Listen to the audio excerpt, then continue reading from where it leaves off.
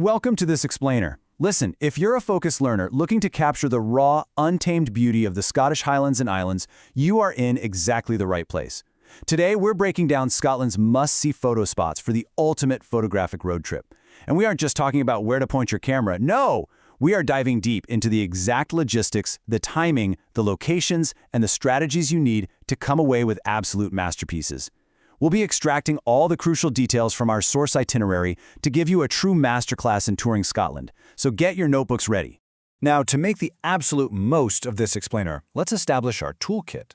The source material plans this entire expedition around a highly capable, modern hybrid setup. We're talking about the computational powerhouse of the iPhone 17 Pro Max, the classic optical zoom and sensor depth of a Canon 1200D DSLR, and the rugged go-anywhere versatility of the GoPro 12.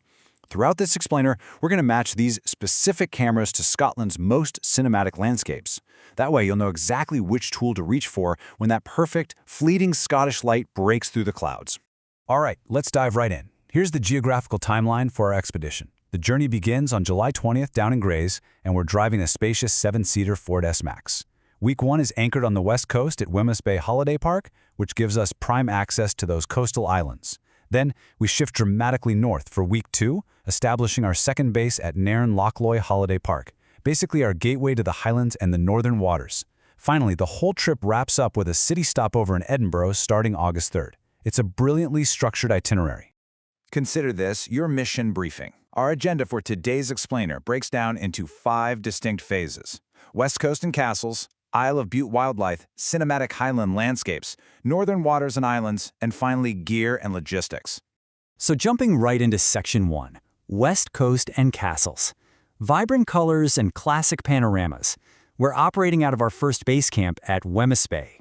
It's honestly amazing the sheer contrast in photographic subjects you can find just minutes from each other here. On one hand, you've got Kelburn Castle, and hey, this isn't your typical dusty ruin. Its walls are completely covered in this massive, vibrant graffiti mural painted by Brazilian artists back in 2007. It's an absolute burst of color that practically demands the wide-angle lens of your iPhone. Plus, the surrounding ravines and waterfalls are perfect for GoPro action shots. And get this, parking is just a flat £5 for the whole day. But contrast that with Loch Lomond and the village of Luss. Here, we're talking about classic 19th century stone cottages covered in flowers. It's traditional, it's sweeping, and it is totally calling for your Canon 1200D. You can head up to the Firkin Point viewpoint, where parking is free by the way, for those iconic wide panoramic postcards of the Scottish waters. Moving right along to Section 2, Isle of Bute wildlife. Moats, mansions, and wild seals. This is our first major island excursion. But here's a bit of a logistical puzzle for you. If you're traveling right in the middle of peak summer season in a massive 7-seater Ford S-Max, how on earth do you get your car onto a Scottish island if you haven't booked a ferry ticket months in advance? Well, the answer lies with the Scottish ferry operator CalMac, which actually uses 2 different systems depending on your route. For high-demand islands like Arran or Orkney, you absolutely must book your vehicle a month and a half to 2 months ahead of time. But the route from Wemyss Bay to the Isle of Bute uses a turn-up-and-go system. That means no advance vehicle bookings. You literally just drive up to the terminal, buy a ticket, which runs about £47 for a family in a car, and wait in line for the next boat, which leaves roughly every hour. This is a total game changer for photographers. It gives you the ultimate flexibility to hang out in your holiday park until you see the perfect weather window and then just go. Okay, so once your van rolls off that ferry onto the Isle of Bute, here is your definitive shot list. First up, Rothesay Castle. It's a really unique 13th century circular ruin surrounded by a moat full of swans. Great for quick iPhone shots with perfect water reflections. Next, you'll drive to Mount Stuart House. This neo-Gothic mansion is an absolute architectural monster. You'll definitely want to use your iPhone 17 Pro Max's ultra-wide lens to capture the stunning red astrological ceiling and the crystal chandeliers in the main hall. Finally, drive over to the western side of the island to Scoutsea Bay. This is where your Canon 1200D really earns its keep.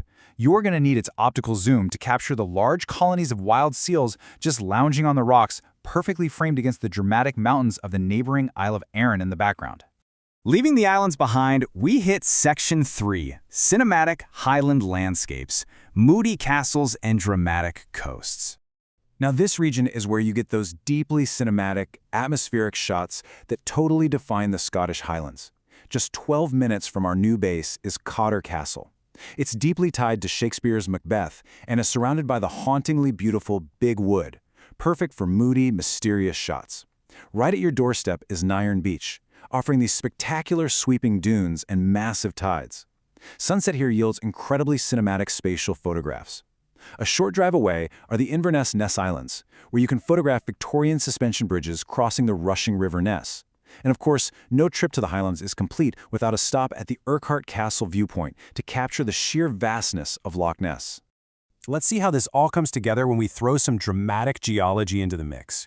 About an hour east of Nairn is Bow Fiddle Rock, which is an absolute photographic monster. It's this massive rock formation that looks exactly like the head of a whale rising straight out of the North Sea.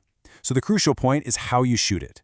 When the violent waves are crashing against it, you'll want to use your iPhone's cinematic mode or slow-mo to capture the sheer power of the ocean. Alternatively, because the Scottish weather moves so incredibly fast, you can set your GoPro 12 on a tripod and run a time-lapse. Watching those dark, dramatic clouds roll rapidly over this natural monument will give you unbelievable footage. Pushing even further north, we arrive at Section 4, Northern Waters and Islands. Epic oceans and ancient stones. We are now venturing into the most remote and wild photography spots on this entire itinerary. Actually, before we go any further, I've got a question for you. Where do you think is the absolute best place in all of Europe to capture wild dolphins hunting from the shore? You might instantly think of the Mediterranean, but the answer is actually right here in the Scottish Highlands. The exact location is Channery Point on the Black Isle, and the source material is super specific about the logistics here. You want to plug the postcode IV10-8SD right into your GPS. The trick is the timing. You must arrive exactly 1 to 2 hours after low tide. This is when the tide turns and wild bottlenose dolphins swim incredibly close to the beach to hunt salmon in the strong currents. Guys, they are literally just meters away. Now to capture them, ditch the phone. You need to switch your Canon 1200D to its fastest burst mode or sports setting with a zoom lens. That's the only way to freeze the water droplets as the dolphins breach the surface. Now, from our Nairn base, we've got 2 completely different island expeditions to choose from, perfectly showcasing the incredible range of Scottish travel. Option 1 is a quick, cheap thrill. Driving to the Black Isle involves taking the Cromarty Ferry, which is Scotland's smallest operating car ferry. It holds exactly 2 cars. Your Ford S-Max is going to take up half the boat. It's a 10-minute ride, costs about £15, requires no booking whatsoever, and it's perfect for catching dolphins on a GoPro. Option 2 is the Epic Voyage. You drive to the very top of Scotland for a 75-minute catamaran ride through the Pentland Firth to the Orkney Islands. Now this one requires booking months in advance and costs around £152, but the payoff? You get to photograph the Neolithic village of Skara Brae, which is older than the pyramids, by the way, and the mystical Ring of Brodgar standing stones, completely free under those massive northern skies. Finally, we arrive at Section 5, Gear and Logistics. Practical tips for the traveling photographer. Because, let's be real, beautiful locations are totally useless if your gear fails or your family is miserable. 249. That is the exact weight in grams of the DJI Mini 4K drone. Now, the source material notes that you can pick one of these up used for around 160 pounds. And because it's under 250 grams, it actually bypasses the strict Flyer ID license requirements in the UK. Sounds like the absolute perfect tool for sweeping highland shots, right? Well, the itinerary actually debates this purchase heavily. Why? 2 main reasons. First, the Scottish coast frequently sees wind gusts over 60 kilometers per hour. That will trigger massive wind warnings and could literally blow a 249-gram drone right out into the North Sea.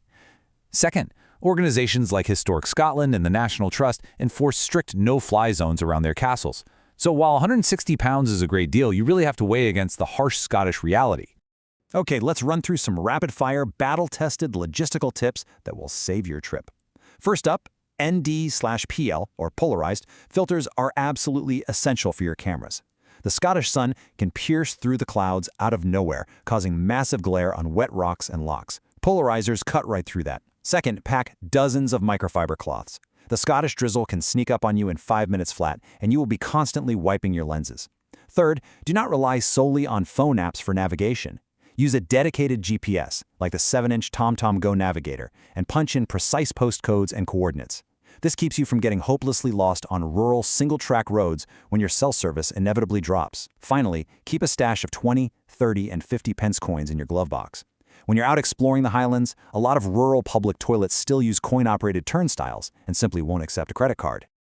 And you know, speaking of logistics, when you're navigating a massive 7-seater family van, parking and pit stops become a real concern. The Source itinerary actually anchors the daily rhythm of this trip around major supermarkets like Tesco Extra and Sainsbury's. Why? Because they offer massive, free parking lots where you don't have to stress about squeezing your van into a tiny spot, and they always have clean, free public toilets. Plus, they're perfect for stocking up on groceries for breakfast and dinner at the holiday park.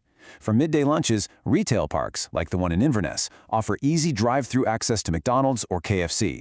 This solves the dual problems of feeding hungry kids quickly and parking a large vehicle without any anxiety.